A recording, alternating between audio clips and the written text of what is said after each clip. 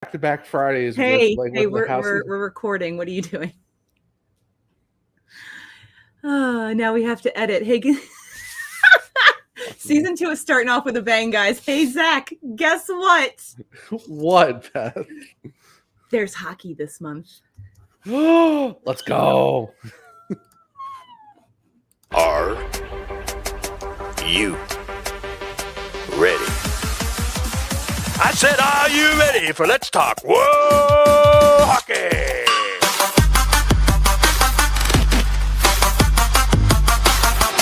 And now, here are our hosts, Beth and Zach. What's going on, everybody? We are back for season 2. Kind of starting off a lot like season 1 started off, but you know what? That is totally fine. Welcome to episode 1 of season 2, the 21st episode of Let's Talk WoHawkey, brought to you by our friends at In the Clutch Apparel and Level Up Snacks. I am your host, Beth, joined as always by my dude, Zach. I had to figure out which finger to use because I've forgotten in 2 weeks. Yeah, it's Sorry, been. buddy. Oh, it's all good. It's been an interesting 2 weeks. Yeah, I mean, we were definitely expecting for you to be podcasting from your new podcast room at your house, but you're currently staying at a hotel. Yeah, in a city that I live in. So yeah, so Zach had a bit of flooding happen and is not currently in his new house. He's in the wonderful hotel he's in for a couple weeks while everything gets prepared. at least We'll get to see your new podcast studio one day. One day, and that's not even if the fact that I still have to get the desk, the chair, and get the decorations up and stuff like that. So it's even if I do move into the new room, it's still not going to be completely done yet. So it's still going to be a work in progress. But now my progress is now delayed for at least 2 weeks, maybe a month. So who knows? But Who knows? we're just thinking that's very nice, like Marriott with like a full kitchen and everything. So we're somewhat functioning normally. It's just not what I was expecting going into like week 2 of owning a house. Yeah. I get that. Life throws curveballs every now and then. And at least you have a good homeowners insurance company and they're taking care of you guys. Yeah. And they've got you up in a nice hotel, not like some hotel that's scary and sketchy that you never want to stay a moment in. So there's at least that.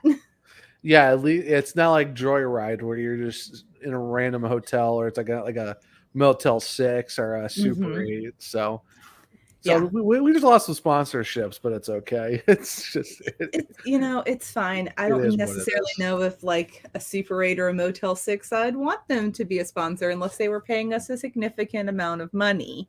Yeah, so like it's one. Yeah, like what my AC went out the week before.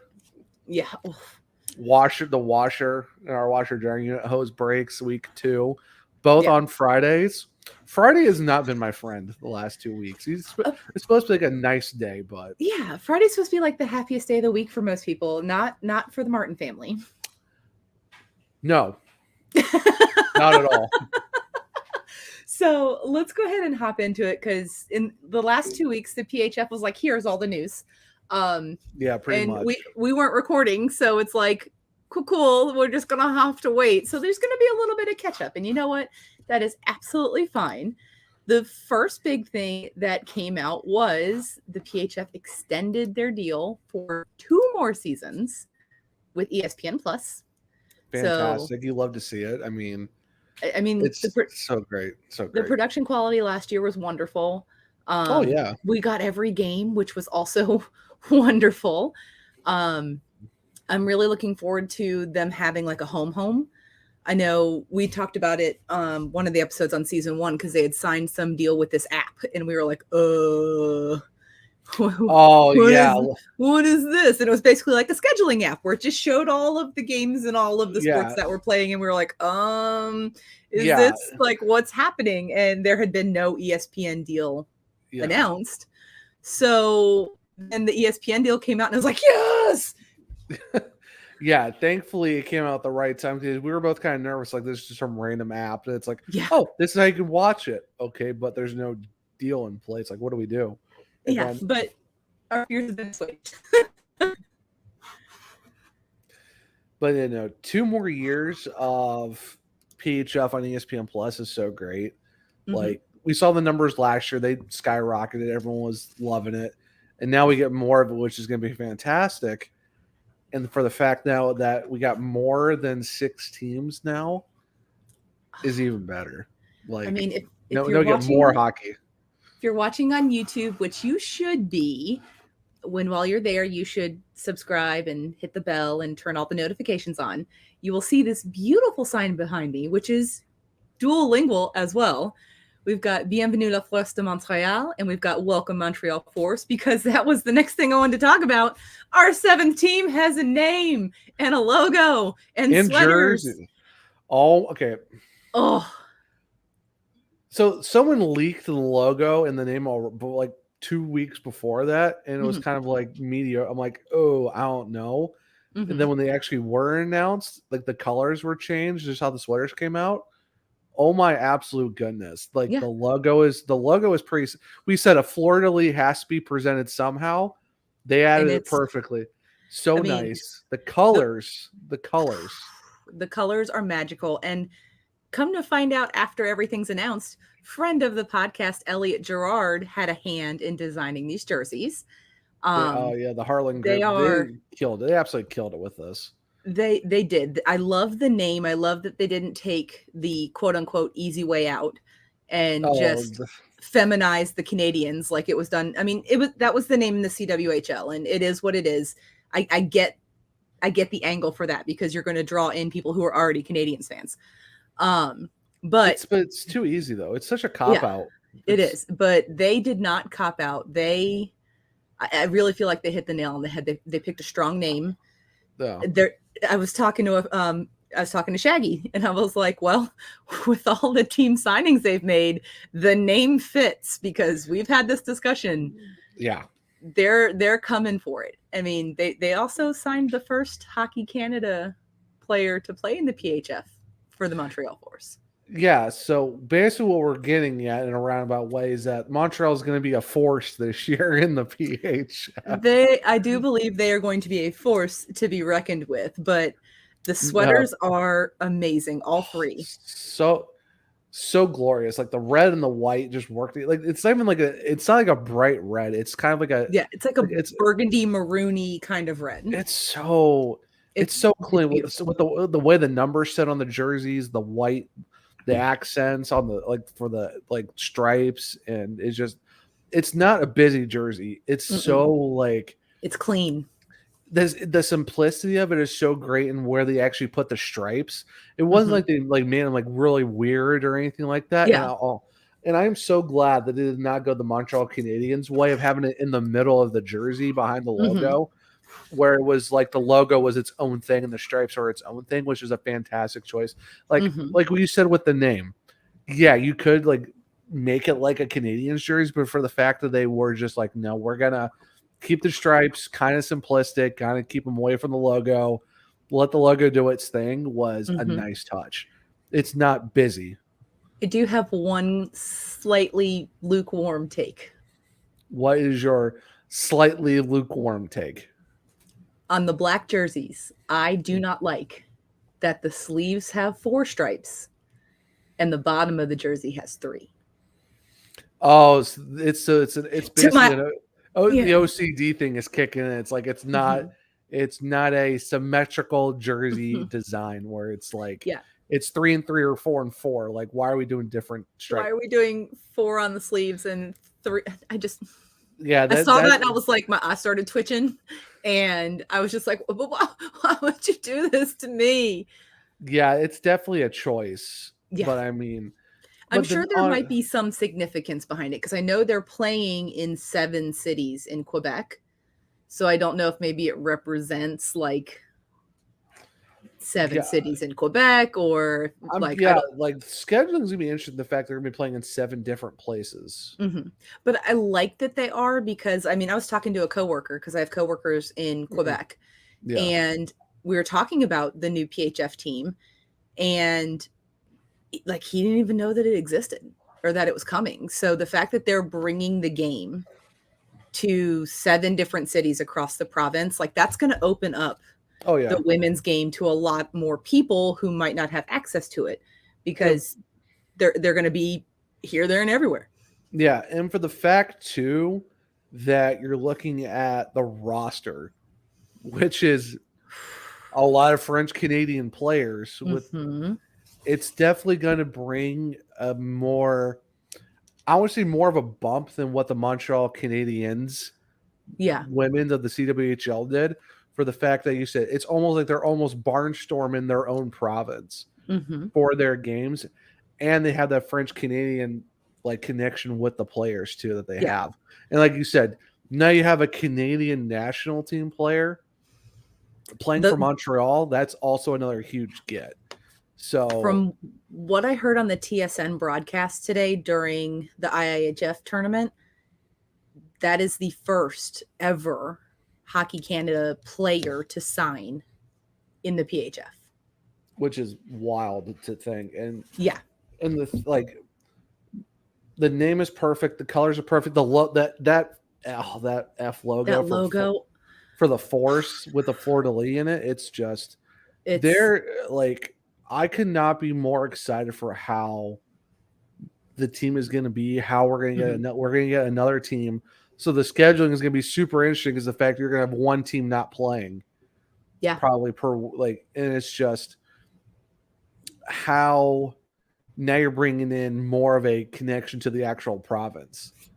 Like the way they're growing Montreal, how they're growing the Force, and just in Quebec alone, not just Montreal, it's definitely going to bring something out of maybe another, who knows, down the road, maybe get another team or two in Canada. It worked for a long time with the Nordiques and the Canadians. So as the league grows, I mean, that rivalry was unmatched. I mean, the trash talk has already started on Twitter. The team name and jerseys got announced, and the Toronto Six quote tweeted it and said, "These are great jerseys. We can't wait to wipe the floor with them." Yeah, that's going to be, I think we're going to have some, like what we talked about last year with some spicy. Game 1, Toronto and Montreal is going to be like the cities already don't like each other. So now you're going to get that connection, and the fact that they're already chirping each other on socials, which is going to be next. I'm excited though for Montreal, Boston, because that's going to be, that is always a great hockey matchup. I mean, like Toronto, Boston, Montreal, Boston, Montreal, Toronto. Like those 3 teams are going to absolutely hate each other. And I'm here for it. I'm here for it. I'm the Whale. I'm just excited for that. I'm excited for Minnesota getting their new barn. Yes, we definitely need to get a team closer to them, because that's absolutely brutal how they're like the farthest team away, and like everyone else is Toronto East. Like we need Detroit or Chicago. Well, but we did talk about Chicago. That might be a little bit of a. Let me live my pipe dream, okay? Let me live. I would love Chicago too, but I mean, that's a sticky situation. Like I said, Detroit. I mean, heck, Columbus. I mean, Columbus does have a heart for women's sports. I honestly would love to see a team in Philly. Oh man, dude, a team in even Pittsburgh. As much as we trash Pittsburgh, I wouldn't be Philly. Honestly, though, Philly, I think Philly would be a kind of a fun one. Just like I said, but we were talking about more so like a Midwestern team, just at least give Minnesota, like, hey, we'll throw you a bone and have like, here's a team closer to you.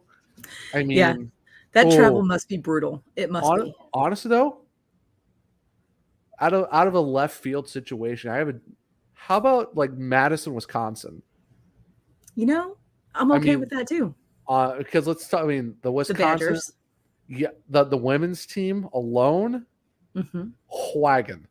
Well, and I think Columbus would also suit a PHF team, because Ohio State's women's hockey team is just won a national title. Yeah. So I mean, like I said, Columbus would be good. I mean, Madison, Wisconsin would be a good one too. I mean, Yeah, I think Wisconsin or Ohio would be a good location for a team. Yeah.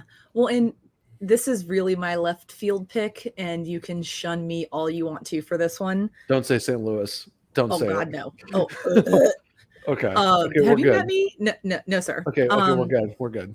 But it's just as bad. Nashville. To be honest, that would actually not be a bad pick. Yeah, because I mean, it's already a lot of newer hockey fans. So introducing women's hockey to them, I mean, we can give them a pamphlet at the first game that says these are the women's hockey rules. There's no hitting. There's no hitting. It's a faster game than you're probably used to because it's more finesse. Yeah. Honestly though, like, and then you'll go watch the Predators and be like, why can't you guys do what they do? Here's the thing though too, like, think of the investments of like celebrities. Mm-hmm. Like Carrie Underwood, Mike Fisher. I was gonna say more so Carrie Underwood. Let's not talk about Mike Fisher. Poor Mike Fisher. It's gotta be rough being Carrie Underwood's husband. Yeah. Like, but yeah, no, like I think like it's like Carrie Fisher. You have like all the you got this all.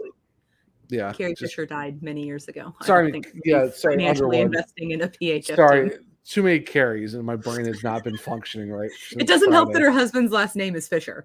Yes, I think that's where you threw me off. Was that I'm just like, wait, what? But no, I think honestly, I wouldn't really shun you for that pick. I think Nashville will be a good pick. But it's just Nashville, and you know how I feel about Nashville. Yeah, it's Nashville. It's Nashville. The thing, yeah, like I said, I'm trying to figure out a good location for another Midwest team for Minnesota, at least. It's kind of like you don't want to go too out of pocket with some cities, but then like cities you can think of, like you said, Chicago, love to.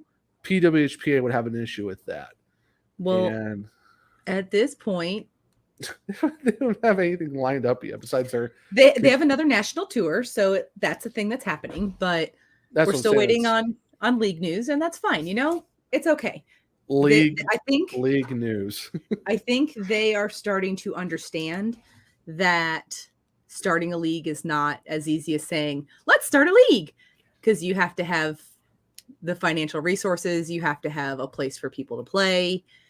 I think that's why they got involved with the Billie Jean King Foundation, was to more get those fine details and really understand like this is what it's going to take. Right. And the thing was, I think because didn't they say they were still going to try to do the barnstorming tour thing, but be also a league at the same time? I have not seen that. I've only seen the tour. No. I'm saying, like, what wasn't their league still going to be a barnstorming tour, but it's just more of a. I don't remember. It's been so long. Because I know, because there is the professional lacrosse league, or the PLL, like they're a legit league, but they barnstorm the states, which is really cool. Like, which is dope. I mean, it's fantastic. I mean, as someone who grew up with the Major League Lacrosse, it's kind of sucked to see that go, because there's a lot of great team names and a lot of logos. Yeah. Like Denver Outlaws is gone.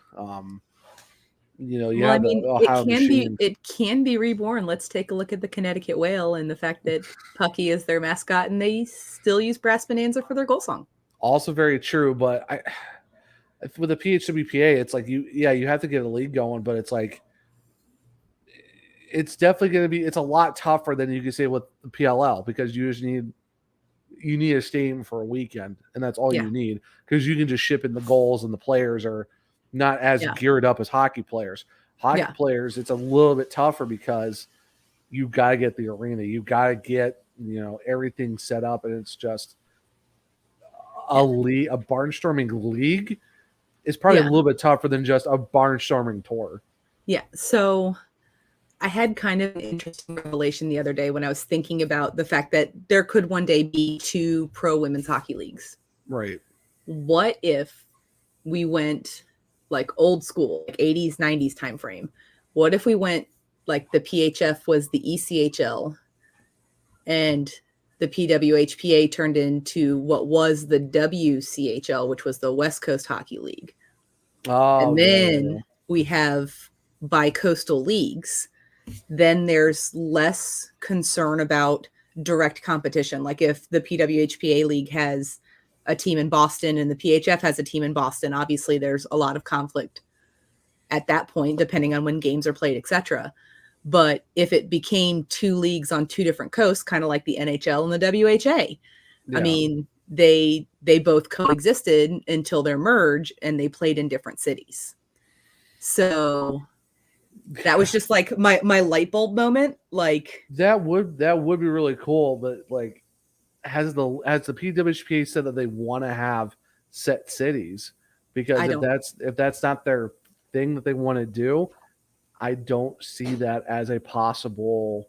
I love the idea. No, don't get me wrong. It was just an idea that like I had one night. I was like, oh, I love it. I think it's great. Because like, they could have a team in Seattle. They could have a team in San Jose, Anaheim, LA. They could play in the same arena as the Arizona Coyotes. I mean, let's say, even go down to Texas. Let's say you're talking like San Antonio, Austin, Houston, Austin. Yeah, I mean, St. Louis. I know, but Nashville possibly. I mean, then you're looking at Chicago, even though you technically still have a PHF team in Minnesota, but you would still have like Chicago for the PWHPA. But like I said, don't get me wrong, I love the idea. I think it'd be fantastic if it worked out like that. But I don't. Hey, PWHPA, if you need an idea person, I got you.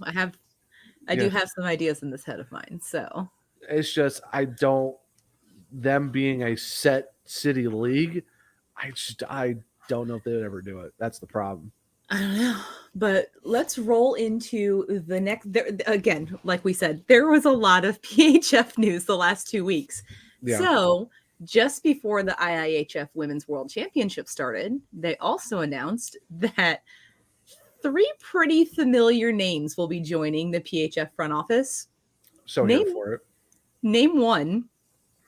Kind of a big deal. Her name's Brianna Decker. I don't know if you've heard of her. I know she's some really good. I know she's a really good hockey player, but I mean, she's a really really good like hockey player. She may or may not have had like a catastrophic injury at the Olympics, which was heartbreaking. Yeah, that was the scream alone. Oh, that hurt my heart. Like I still get goosebumps. Like I still get goosebumps thinking about it. But she's joining the PHF front office as a team and player development advisor.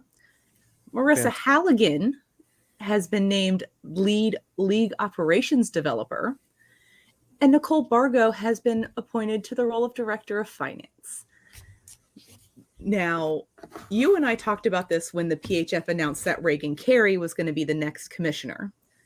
We both discussed how this was going to open the league up to more national team players, because she was the Team USA person who built some of those amazing teams.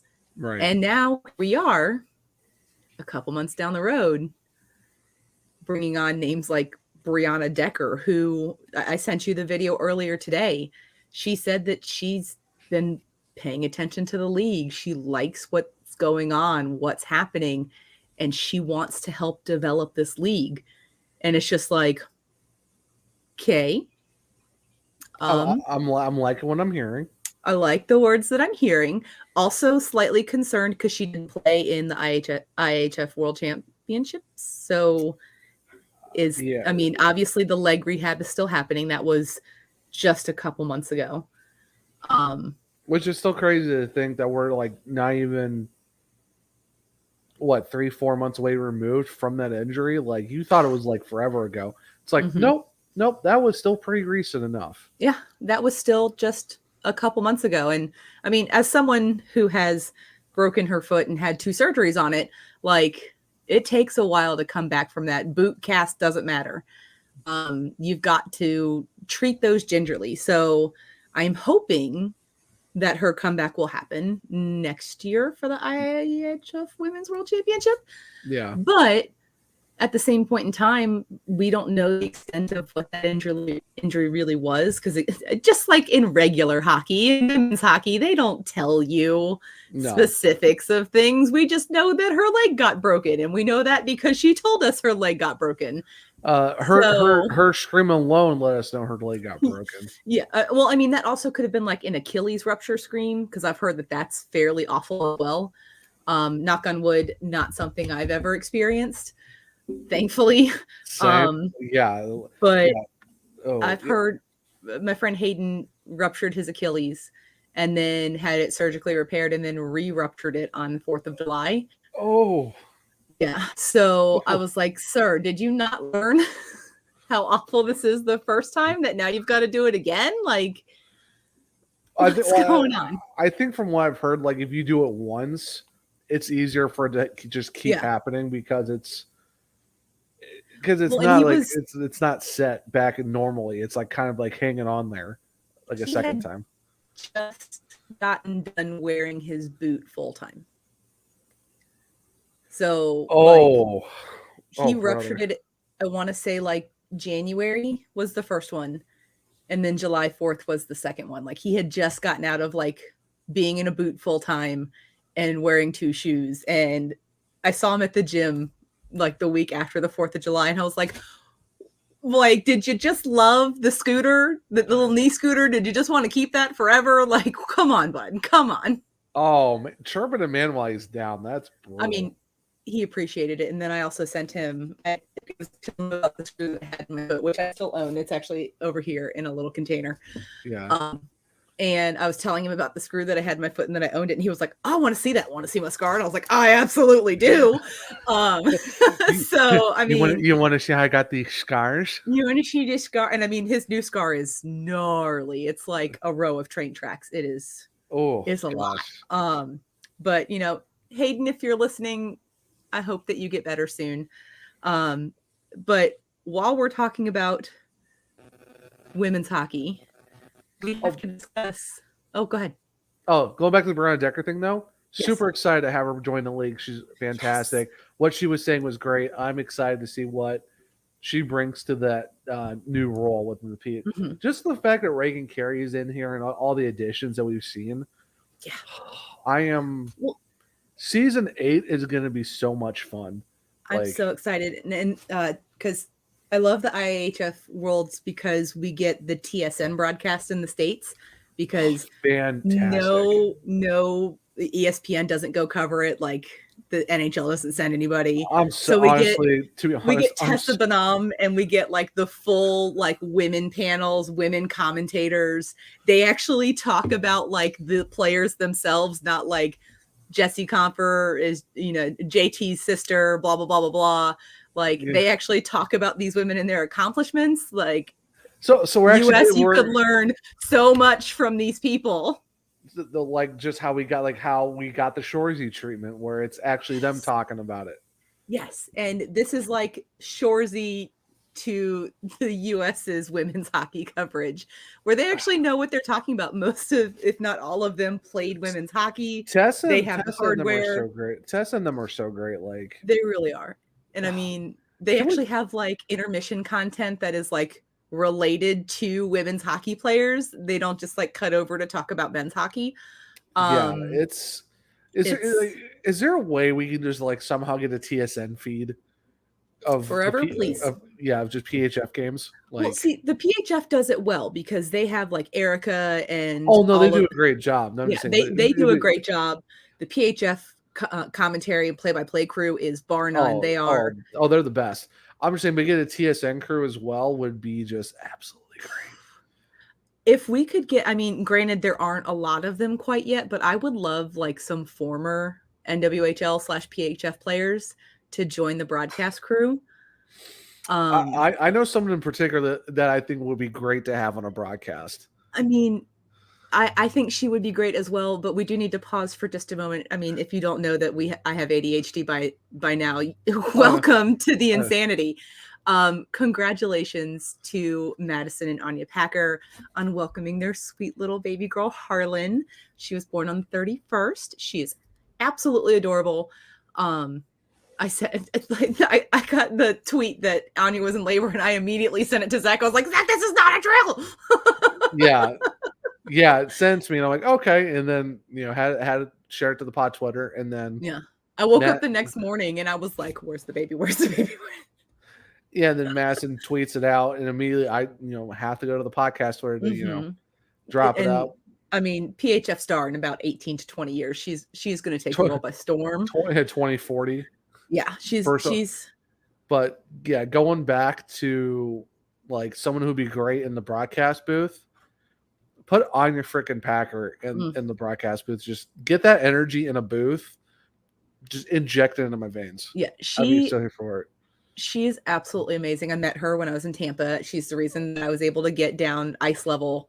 So jealous. Scared the bejesus out of me between games because I was texting Zach and I didn't have my jersey on. My sleeve was rolled up a little bit, and because it was a cap sleeve shirt, so my sleeve was kind of tucked up. And she walks up while my head is down, and she goes, "Oh my god, it looks so much better in person." And I was like, I look up and there's Anya Madison Packer standing right in front of me, and I was like, "Oh, thanks." She was like, "Oh, I'm so sorry. I didn't mean to scare you." No, it's totally fine. Like, Anya Packer, you can scare me any day of the week. Yeah, it's the queen of women's hockey. Like, I'm not gonna be upset about it. You can frighten me any day of the week, okay? Yeah, anytime, anywhere. Yeah, he's like, let's put me on speed dial. Let's go get some, let's go get some margs and just talk about not Marge. She was hockey. pregnant. She was pregnant at the time, so no. Margs. Well, but you know what I mean, though. It's like, you know what I mean. Either way, I'm just saying. It's like, let's go get Duncan and talk about hockey and life. How about that? Some dunks. I mean, there's no Timmys in Tampa, unfortunately. But let's go get some dunks and talk about hockey. I'm here for it. And just life in general. But talking about your whale logo, your whale tattoo. Those jerseys. This one? Those the new whale jerseys. The new whale jerseys this year. Oh my gosh. The Force and the Whale and Czechia and Denmark and all of these teams, like, I'm going to need a phenomenal jersey budget for the next 12 months because there are so many sweaters that I want to add to this beautifully redesigned wall, by the way. The Czechia jerseys were so clean. They're so clean. I love when they milk the cow when they score a goal. Like that. Yeah, that was just. But no, the new whale jerseys though. Oh, I'm still getting the green ones, of course. But those blue ones though. Oh, yeah. I think this season I'm going to add a new blue whale jersey to my collection. I believe I'm going to ask for it for Christmas because that's how I got my Allie Monroe jersey.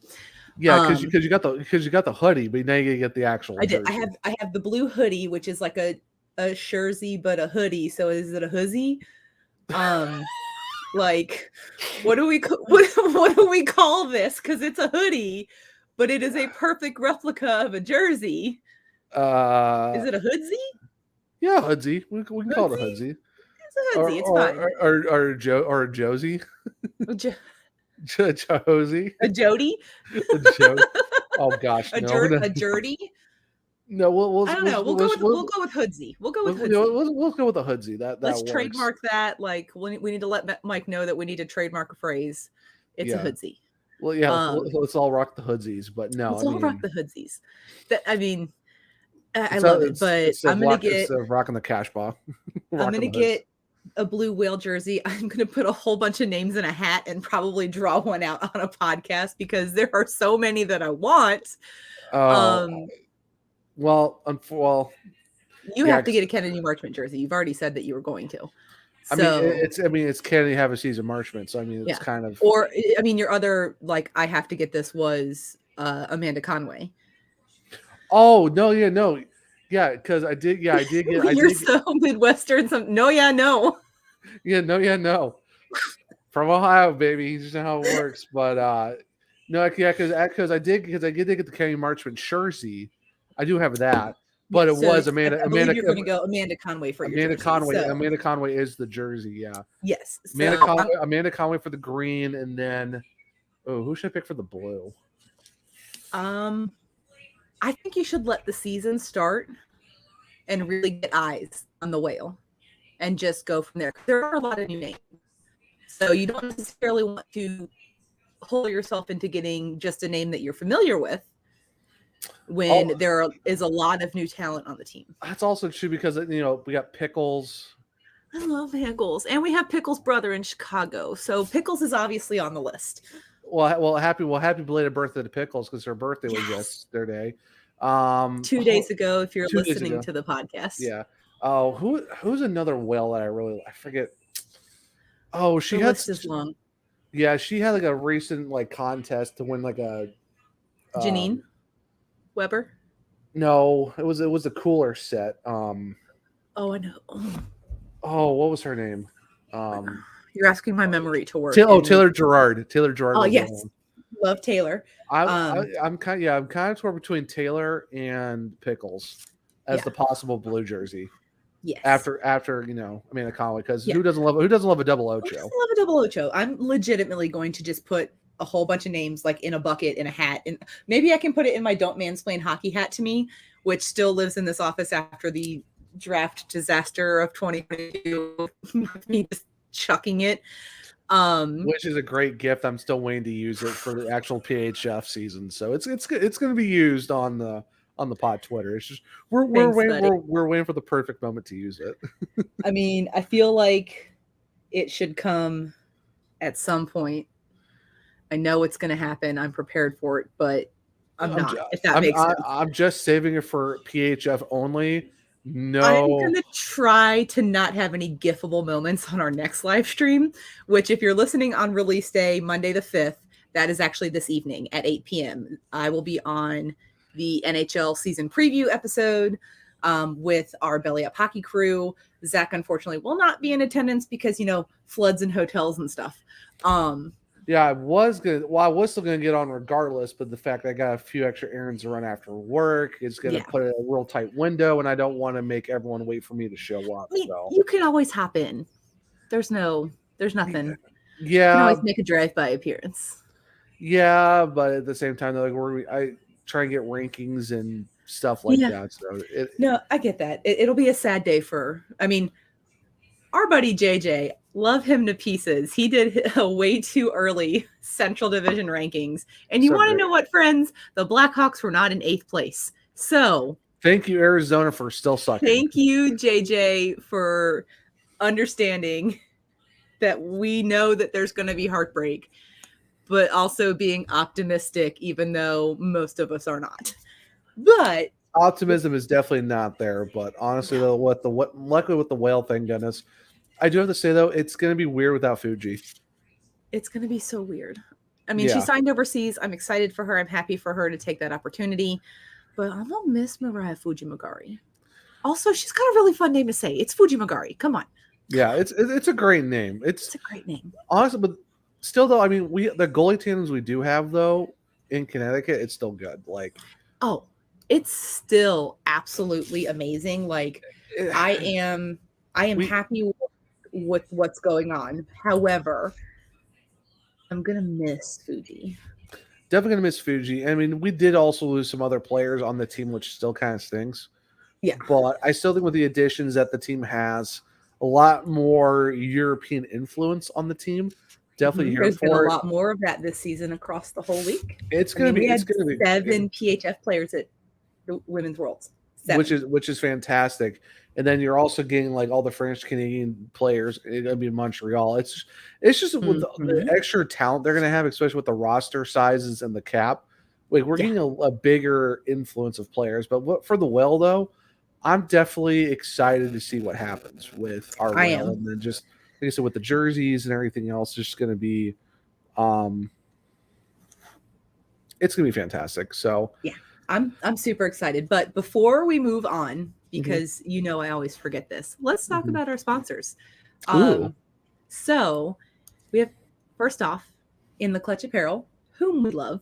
They have completely full licenses for a whole bunch of sports leagues, including hockey. Most of the hockey they have is vintage, which means you can get Cincinnati Mighty Ducks, Chicago Cougars, Hartford Whale, Atlanta Thrashers, the good stuff that we grew up with. For older millennials and such. You can get all of the teams that we used to love. But in theclutch.com, you're going to enter the promo code WoHawkey. You're going to get 10% off of your order because we love you. We want to save a little bit of money. And also, we have Level Up Snacks, which I did check before I did this. Their website is still shockedhydrate.com to order. They have not finished the rebranding. So they've got it's taken a bit. It's taken a bit. Is, but I'm excited for the reveal. It's like, I mean, they are building this up, and I cannot wait to see what Level Up Snacks has to offer. But Shocked Hydrate is great. I know Zach and I have both used it. It is an energy drink that has no crash.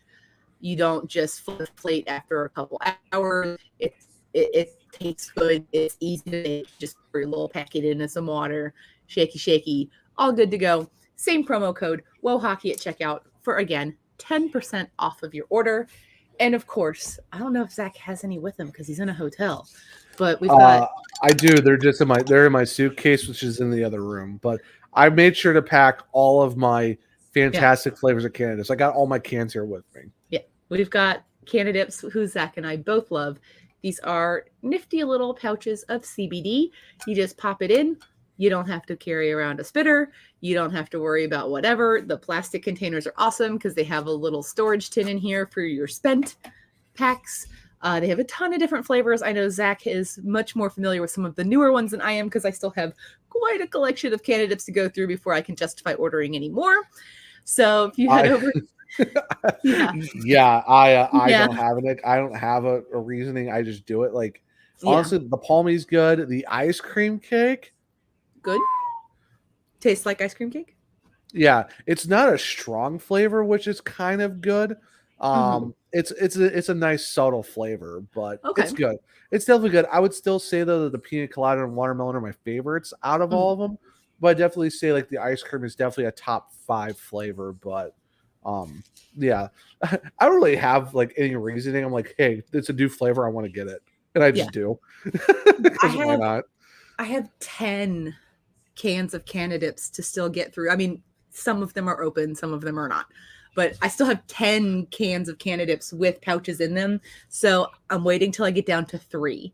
And that is when I will reorder some more. I have to take a small Canadips break because piercings can't have it right now. It's very nice though.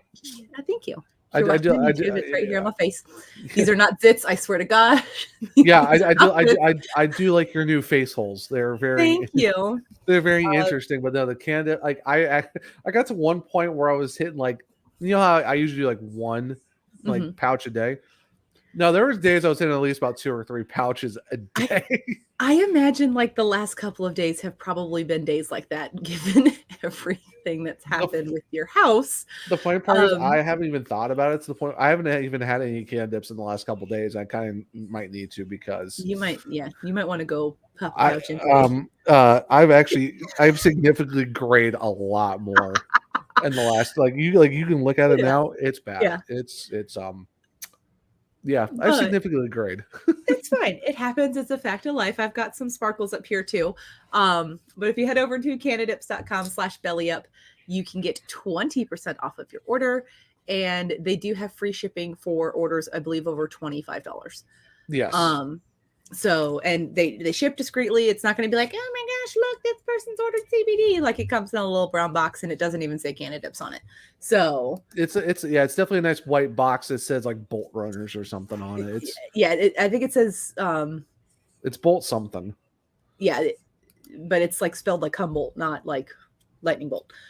But no, I mean, and they're wrapped in tissue paper and they come in the box too. So it's honestly, and sometimes they have cool things like stickers and stuff that you can get when you buy like a pack of stuff. So Canadips is the best. They really, really are. So we're recording on Sunday the 4th. Today was the final day of competition for the IIHF Women's World Champions. So we're just going to go through the sequence of the day because there were 3 games today. The first game was the relegation game between Finland and Japan. Winner got to stay in Group A. Loser gets relegated to Group B. The game was a close one, and that's putting it very, very mildly. The score was 0-0 when the buzzer hit triple zeros at the end of the 3rd period. So they went to overtime. In overtime, Finland thought that they scored a goal. The play was reviewed. Finland was offsides. The end of overtime, the score was still 0-0. So they went to the shootout. Here's my thing. When you're talking a tournament like this, shootouts should be non-existent. Like you should adapt you play until you score and win. Part of the problem with that in tournaments of this nature is there were 3 games today. That they play in one facility. That is also true. Yeah. It's just a shootout to decide a relegation battle is so. It's definitely tough. That's so brutal. That's such a brutal thing to go through. So, in the 4th round of the shootout, it was tied at 1 prior to the 4th round. Finland did not score, and Japan did score, and it's a 5-round shootout. They went to round 5, and the Japanese goalie stopped the attempt, and Japan gets to remain in Group A. And for the first time in tournament history, Finland has been moved to Group B. I'm torn because Finland thought they had the game. And to go from that emotional high to have to continue playing cannot be easy. And I'm sure that might have had some effect on the rest of their time. But obviously they still want to win the game. Like they had that moment, they still want to win. Yeah. However, I have fallen in deep with Team Japan, from their customs to their traditions to just the respect that they have for the game. The sweaters are money, but after every game, they bow to their opponents and they bow to the crowd. And then as they're leaving the ice, they bow to thank the ice. It's beautiful. Yeah. And I know that this is Japanese tradition, to respect for your opponents, etc. But to actually see it happen, it's a stunning tradition. And I love that they brought their culture into the game. Yeah. It's almost like New Zealand's when they do the haka. Oh, I love the haka. Yeah. I want a New Zealand women's hockey team so that they can haka before the game. We've seen it for basketball, rugby, soccer. It's so New great. Zealand. Hey, friends. Get a hockey team. Start hockey. It's it's almost like the Jamaican bobsled team. We just need a New Zealand hockey team, so we just see them hawk on the ice. Yes, that would be fantastic. R.I.P. for the ice crew. Yeah, because it's not like they just I think they're gonna have to tell them to hey guys, just glide your foot. Yeah, glide. Don't stop. Just glide. just glide your foot. Don't stomp on it. The officials are gonna be out there for 20 minutes, getting rid of divots in the ice. Oh my gosh! But no, the haka is so great. But yeah, the Japanese tradition that they did was also a nice touch. And they did it after every game. It wasn't something that they did once. I mean, So at Worlds, both teams line up on the blue lines at the end of the game. Show their respects, raise their sticks or whatever. But I mean, to see that tradition, to see that respect for the game, because we respect the game. Yeah. But to see that level of respect for a game that, Japan's still relatively new to hockey.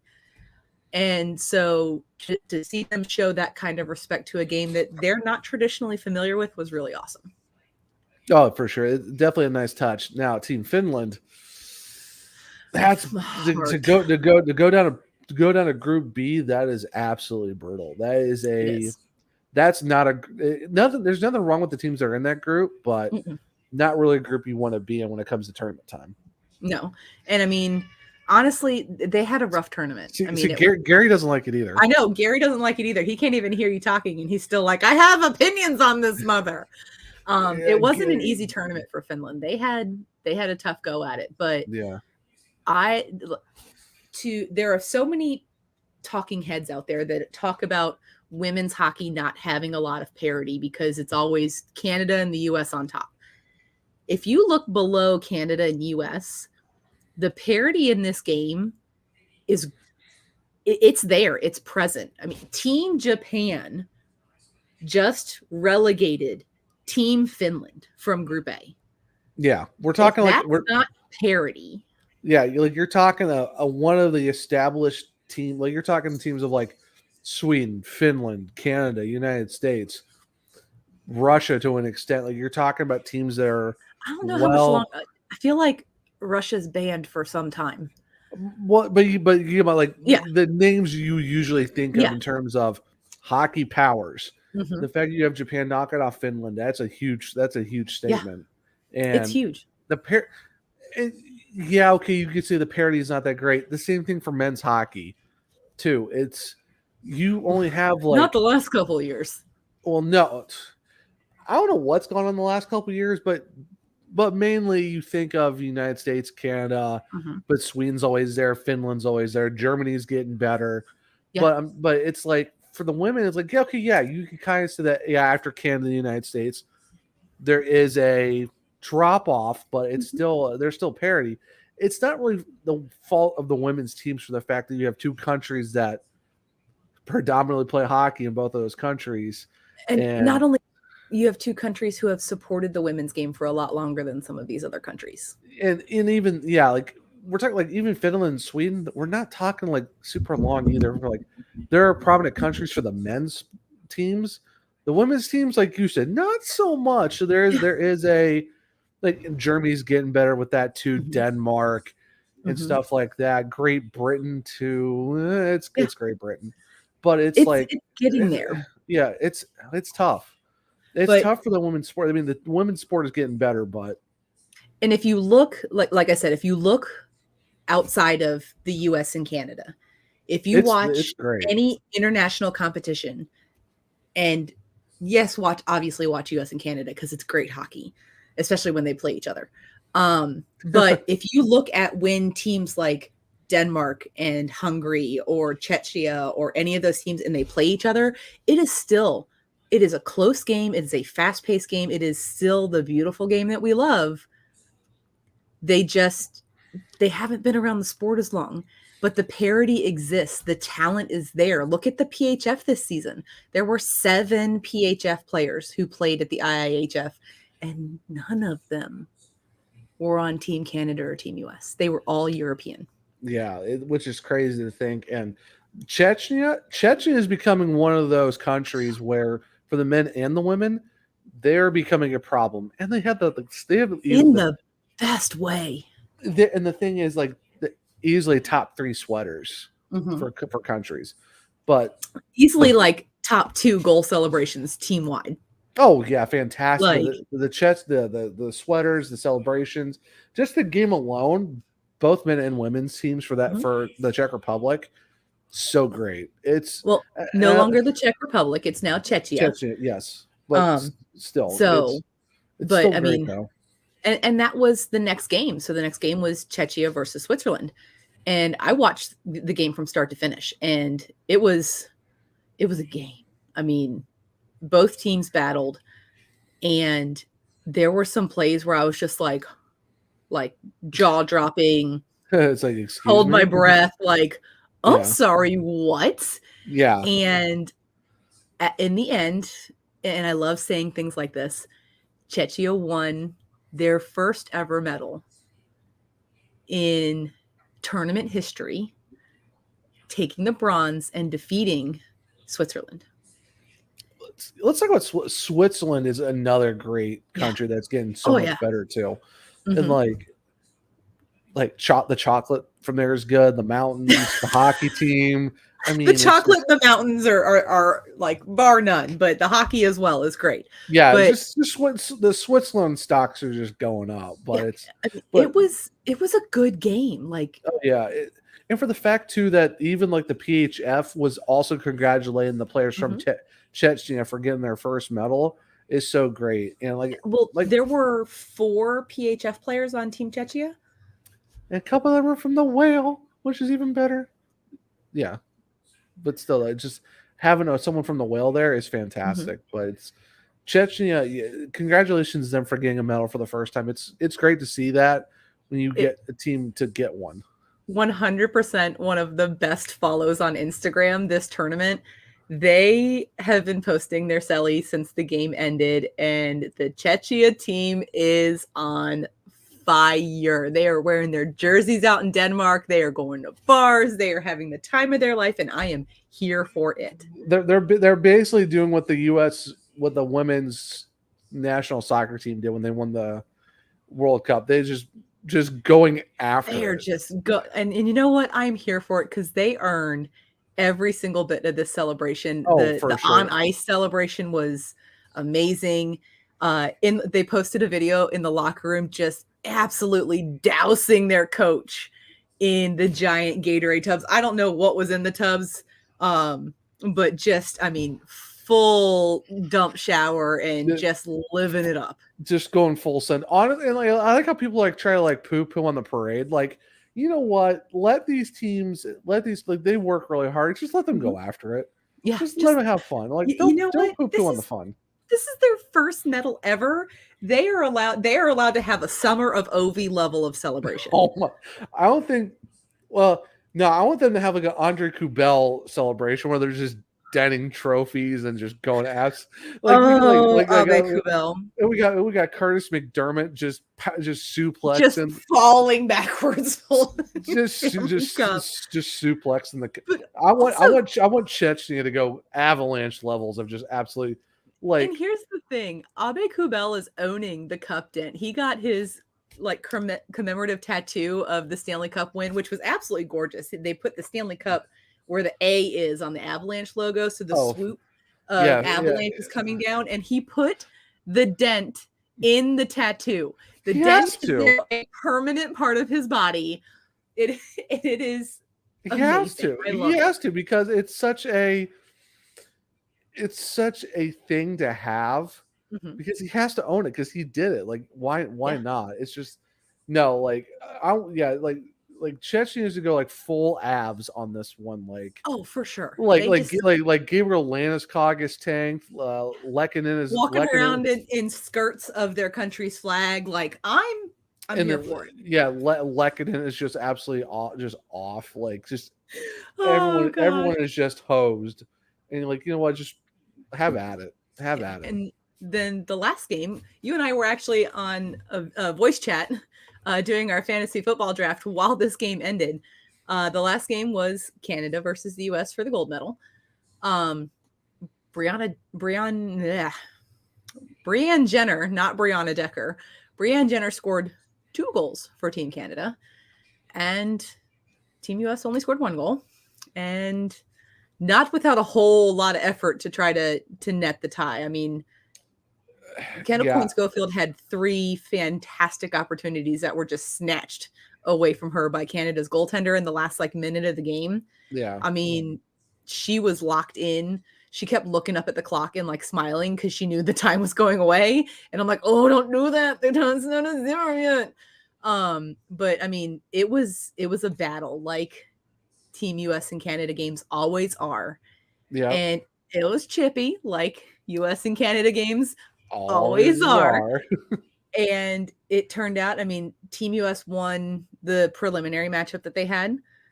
But just like in the Olympics, they won the preliminary match, but in the gold medal game, they came up just short. Maybe what the US needs to do is lose the preliminary and go win the actual one that actually gets them a goal. It is what it is. Canada, once again, just being Canada. And truthfully, on the Canada side of things, it wasn't the big names scoring goals. Brianne Jenner scored both goals for Team Canada using the same exact move, and it was within minutes of each other. Yeah. And it was that Canada scored. Next face-off, U.S. got a penalty, and Brianne Jenner scored on that power play. So, yeah. Kudos to her for trying the same move twice in such a short span of time. And it still works. And it's still working. Mad props to you, but Also, huge stick taps to the TSN crew, because during the medal ceremony, they obviously play the anthem for the winning team. They played the instrumental version of "O Canada" and then went down to ice level and had the mics on. So you heard the music in the background and all of the players just singing "O Canada" at the top of their lungs, having the time of their life. There were times where a few U.S. players were shown that there were no smiles. No, they were not. They were. I mean, Kendall Coyne Schofield got player of the game for Team US. Didn't even take her helmet off to go up and get her prize pack or take her picture with the mayor of the town that they were in Denmark, because she handed out all of the prizes the whole tournament. I mean, like, if looks could kill, I would have died. Yeah, I was waiting for medal tosses into the stands. Like, I think we learned our lesson.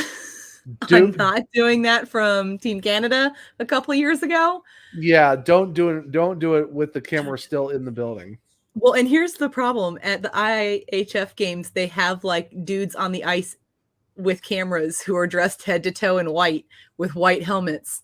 So you might not necessarily see them out of the corner of your eye because they look like ice. Yeah. So just don't do it. If you want to toss your medal, toss it into your hockey bag, because guess what? You still got a damn medal. I know it's not gold, but Switzerland didn't get a medal.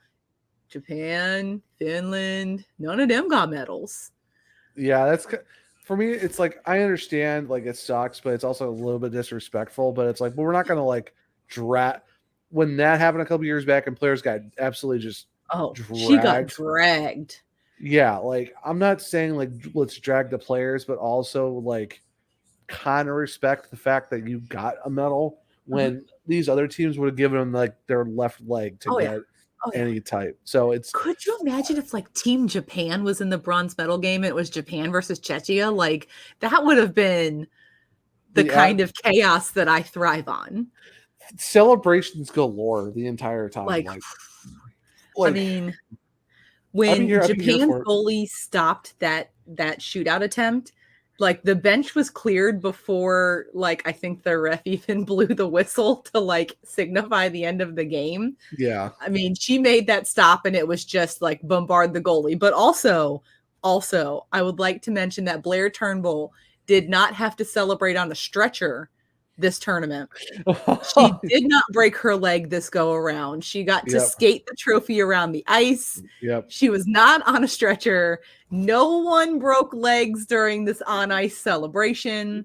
It's so wild that she broke her leg in a celebration, and then it was just like, well, it was a giant dog pile, and it got caught apparently in the locker room. They were like, if we win, we do not jump on top of the goalie and result in injuries. Okay, thanks. Yes. Please, no. Please do not do. Please learn from Sweet Blair and do not do this. Why do you do?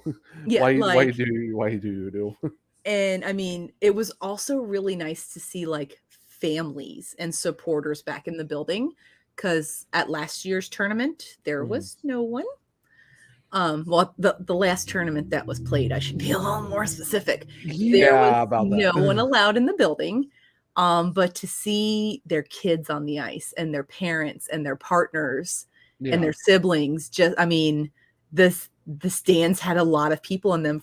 I was watching, I don't remember which game it was in the tournament, but I guess the city in Denmark actually, like, teachers were telling their students, like, choose a team to root for.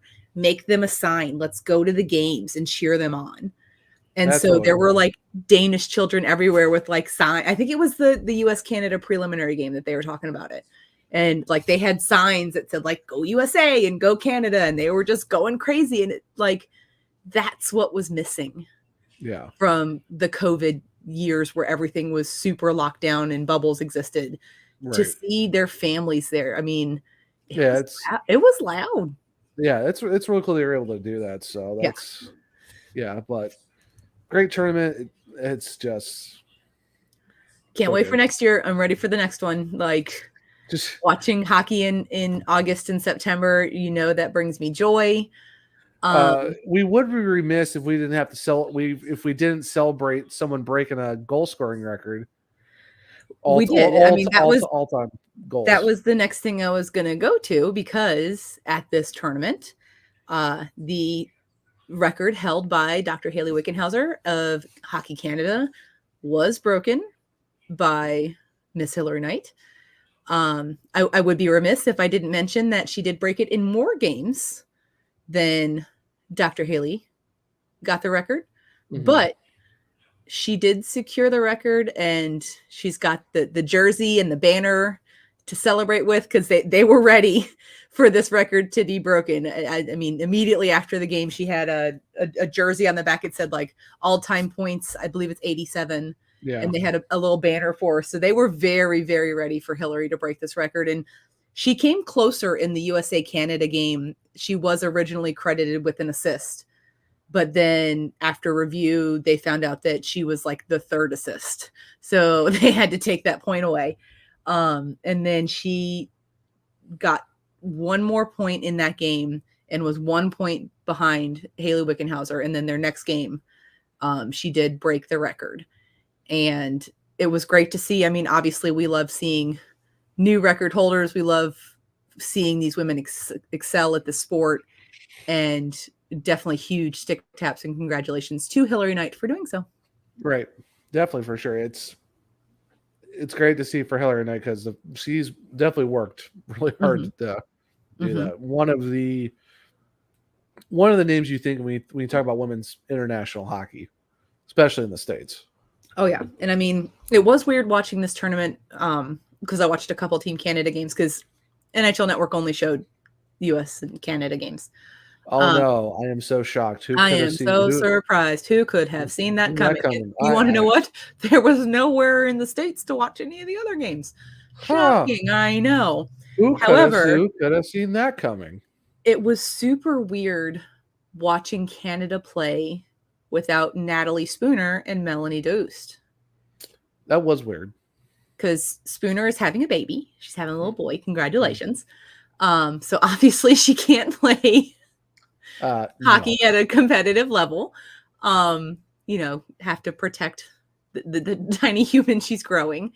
But no word on what was going on with Melody.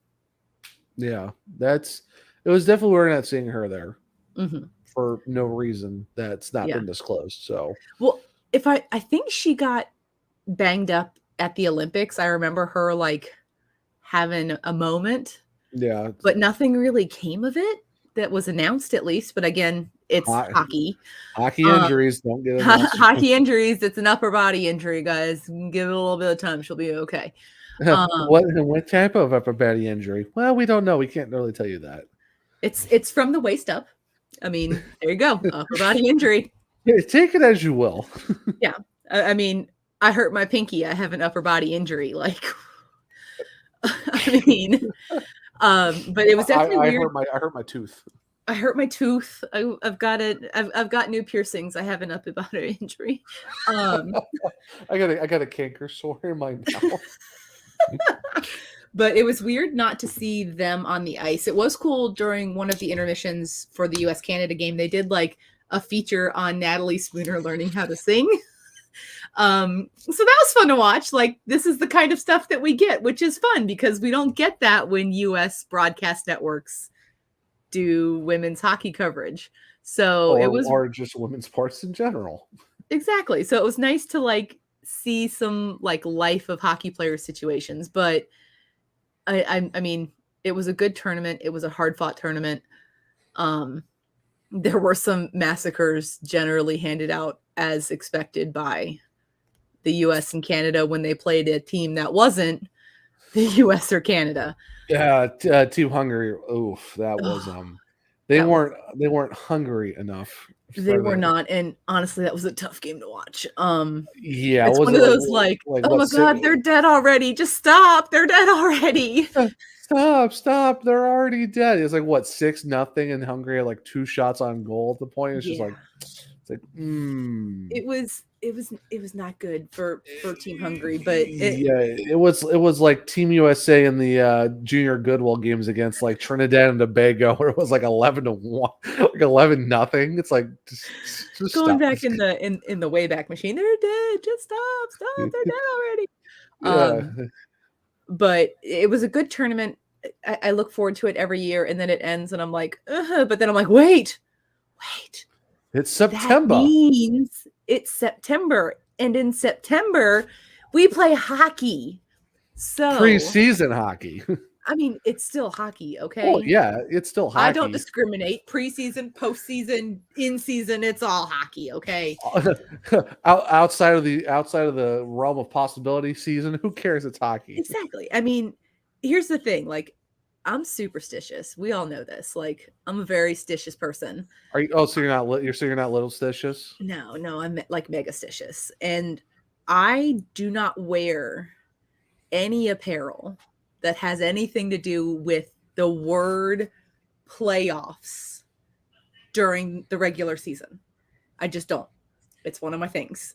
So, like this shirt I'm wearing today, it says Beer Hockey Playoffs. This shirt will be retired at the end of September because it's hockey season, and I won't be able to wear this again until clinched or in the playoffs. Like, them's be the rules in my heart and mind.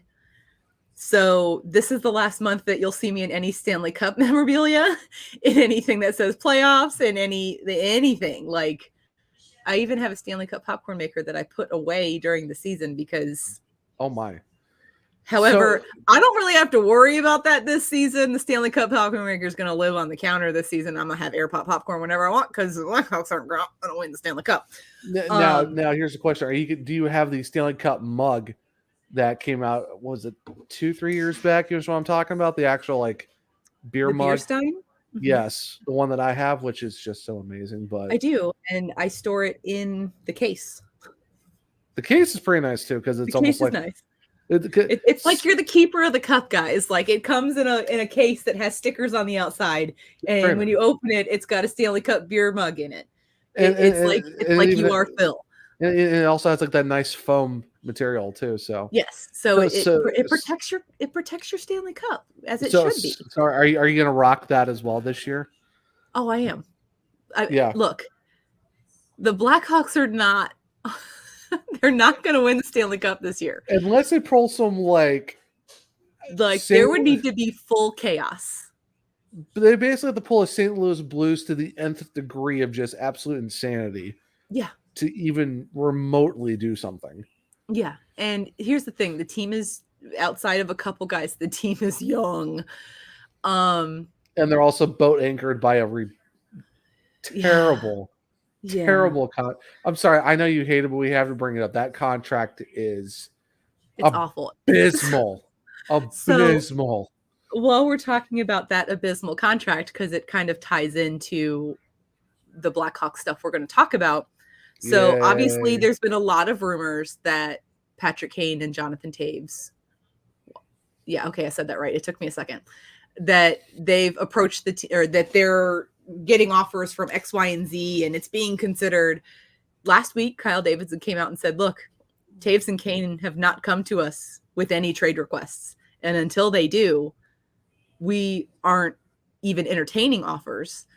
And also, they've both said that they want to start the season here and see what happens. So, trade deadline acquisitions. I mean, we're going to be sellers at the trade deadline. And the 2, possibly 3 pieces we have to sell are Jonathan Toews, Patrick Kane, and Seth freaking Jones. The latter of the 3. Oh, it's not going to happen. I know it's not going to happen. We're going to have to eat $9.5 million of salary for 27 years. Like, there's no team that we want to take half of that 9.5. Yeah. Like, what's even half of 9.5? Like 5, or was it like 4.7? 9.5 is like 4.25, 4.75. No team is going to take 4.75. Yeah. For the next forever. There's no way. I sent you an article that had an alleged trade offer that was sent to the Blackhawks. And Zach can tell you, I almost like threw every piece of technology I have at the wall because it was with the Columbus Blue Jackets for Patrick Kane. And we would be getting Cole Sillinger, Jake Bean, and like 3 draft picks for Patrick Kane. I would absolutely lose my mind. Unless Seth Jones is included in that deal. F that. I don't want it. F that in a bag of chips. Like, take Patrick Kane and Seth. You can have Seth Jones back. Take him back. You can have him. Like, and just give us the draft picks we were supposed to have and a couple extras. Like, for the absolute, it's basically undoing that trade, but not including Seth Jones. Like, that trade made me like rage. Like, I think I was at work too when you sent me that, because I sent it to you and I was like, I have rage for the fact that it's one of the guys that we just could have taken in that draft spot. It's both of the guys we could have taken in the draft. Yeah. That would be the ultimate slap in the face, because of the fact that like we could have had both of those guys and still have kept Patrick Kane. Here's the thing. If the previous general manager was still in place, he would accept that trade 100% of the time. Oh, he would. Because it would have been like, cool, I wasn't going to draft these guys anyway, and if I did, I'm just going to trade them. So, yeah, sure, bring them on over. But he's got to convince Patrick Kane to waive his no-trade clause to go to Columbus. Honestly, Columbus has Johnny Gaudreau. They've got Patrick Laine. They've got a good thing forming. I don't know if they're going to be contenders, but they have a good thing starting. Here's the thing, though. How is their cap space situation? Because you would have to figure out you would have to figure out Kaner's cap space, which we would eat half of his salary. We all know when Patrick Kane and if Jonathan Taves get traded, we will be eating some salary. But I mean, Columbus doesn't have room for much. Their roster size is currently 24 of 23 allowed players. They are at $82,083,333 and they have a projected cap space of $416,667. Oh, so even if the Blackhawks, oh, my brain is not. Are you trying to like trade Jacob Slavin? What's going on here? You keep that. I had to. You keep that gorgeous man's name out of your mouth. Dang it! Look, you opened the door. I just walked right through. How dare you? How dare you? But no, even if the Blackhawks even retain half, the Jackets would have no room. So that they're already over the roster limit. So they've got to cut somebody because they've got 24 guys signed and only 23 man roster places are available. Yeah, exactly. But then, so that trade for Sillinger and Bean would not work. Let's see. It wouldn't. Sillinger is on 925. Bean is 2.3. You're talking $300,000, but yeah, you're getting yourself back down to like 23 players, but you're still nowhere near the Patrick Kane cap space room that you would have. You would have to get rid of someone else. I'm just going to say right now, Jake Bean's transaction list is insane because he was on the taxi squad.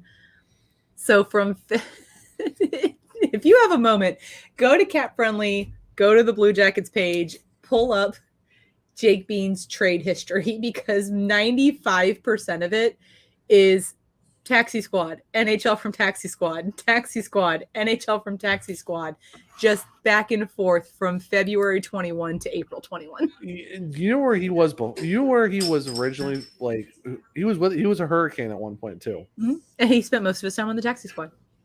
Yeah. So sounds about right. I just saw the transactions. What a time that was! Like, it feels like it was a decade ago. 2020 has broken all forms of concept of time. It's true. It's true. Like nothing's ever been the same since 2020. Mhm. And I think even our friend of the show, Courtney, would agree with us. The Taxi Squad was just It was a nightmare. It was the absolute worst. Mhm. And even the fact that even baseball tried it too, even more ridiculous. It's just taxi squads were just the thing so about bad. it is if they had the easiest solution would have been to, instead of doing a taxi squad, to do something similar to the Black Aces like they do in the playoffs. Yeah. Like, you don't have to keep sending these guys up and down and activating and deactivating them from the taxi squad. Just let them have a group of Black Aces. Yeah. Keep them quarantined from the rest of the team. Allow them to practice together, play together, do whatever, but rotate them into the roster. Yeah. I mean, there were many ways that they could have done this, and they just chose the worst one. Welcome to Gary Bettman's NHL, where nothing ever makes sense. And the rules don't matter. Sorry, are we on a version of Whose Line Is It Anyway? We are. It's called the National Hockey League. And Gary Bettman is Drew Carey. Exactly. So, but I would like to assuage the fears of many Blackhawks fans. Patrick Kane and Jonathan Toews have not submitted trade requests to Kyle Davis. So, until that happens, you want to know where they can go? Nowhere. They have to say, I am ready to be traded. They both have full no movement clauses. The team cannot negotiate deals for them unless they're like, I'm ready to get out of here. I don't want to be here anymore. Trade me. The Stan Bowman special. But honestly, those two deserve the Stan Bowman special. Long-term, good dollars, no movement clauses. They both deserved it. Yeah. Because you have to think of when they signed their at the time, yes. But one of them needs to retire. Well, I mean, he had a rough. Well, I agree, but I mean, we've both attested that it's time. Also, I am not going to lie. It's very odd to see the Blackhawks are sixth to last in the cap space list on Cap Friendly, because I am so used to them being at the very tippy top and having zero cap space. And right now we have $7.5 million in cap space, including Patrick Kane, Jonathan Toews, and Seth's contracts. Yeah, which is wild because, and the crazy part is at one point too, we were in cap space hell with zero support for the main guys. Like that's how bad it was. Like we had no support and was still at the top of the cap space purgatory. Yeah. And I mean, Patrick Kane, Jonathan Toews, and Seth Jones make up $30,500,000 of our salary cap, and we are sixth from the bottom. Who do you think we are? The Toronto Maple Leafs light with that many guys with. Oh, I mean, we are the Diet Maple Leafs, but not with the firepower. Below that, so forward side of things, Tyler Johnson has the next highest salary at $5 million a year. Andreas Ansayu is at $3 million, as is Max Domi, and then we've got Colin Blackwell at 1.2, Sam Lafferty at 1.5, and then we basically hit all of our entry level ish deals from Lucas Reichel, Mackenzie Entwistle, Mike Hardman, Reese Johnson, Boris Kachuk, Taylor Radish, Philip Kurashev. All of those guys are making less than $1 million a season. How about we just bring up Josiah Slavin and just call it a day? Because why not? And then on the defensive side of things, obviously we have Seth Jones. Next is Jake McCabe at $4 million a year. Then we've got Riley Stillman at 1.35, along with Caleb Jones also at 1.35. Glad to see him get a little bit of a bump in pay. He had a good season. Thanks to his mom for breaking that deal. That was beautiful. I love Mama Jones because she don't care. Then we've got Jack Johnson, who's making less than $1 million. He signed a $950.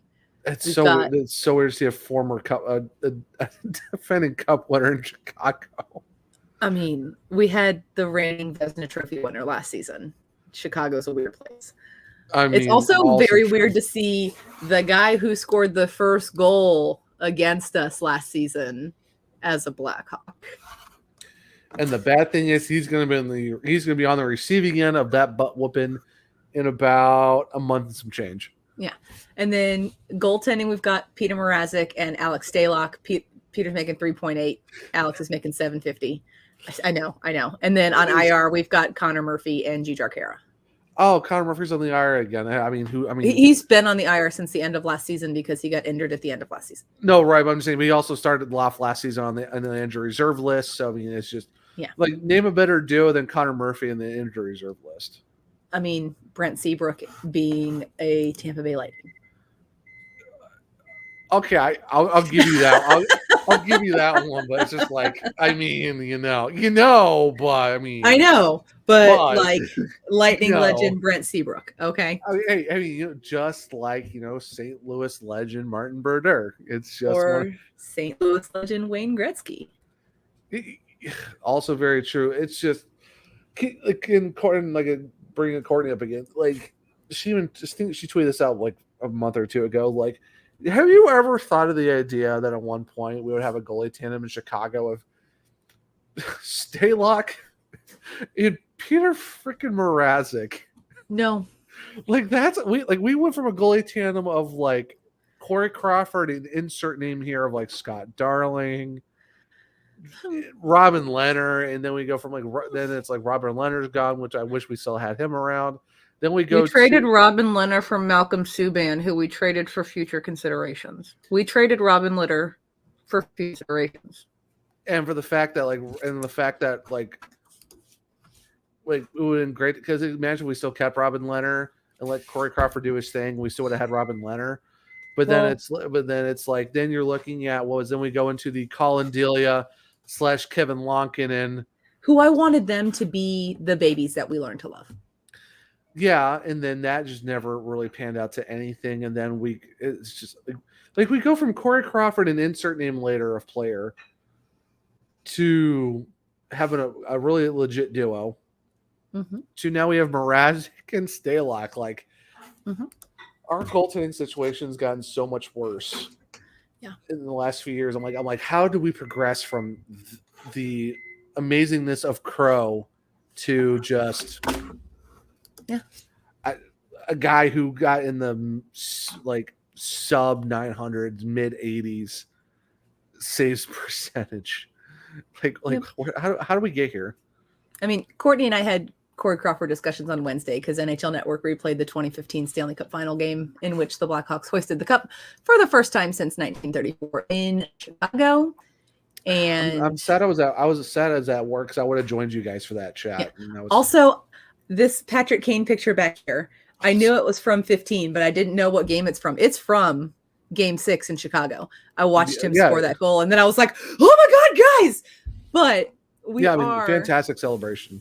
It was, and it was really the nail in the coffin. But we're coming to the end of season 2, episode 1. So, my friend Zach, where can the humans find you on the internet? Yeah, you can find me on Twitter at OneTrueZach. That's ONE-TrueZach. It's not the number 1. It's just spelled like the way it is. I'm on other social media, but it's mainly just Twitter and all that good stuff. But Beth, where can people find you on the socials?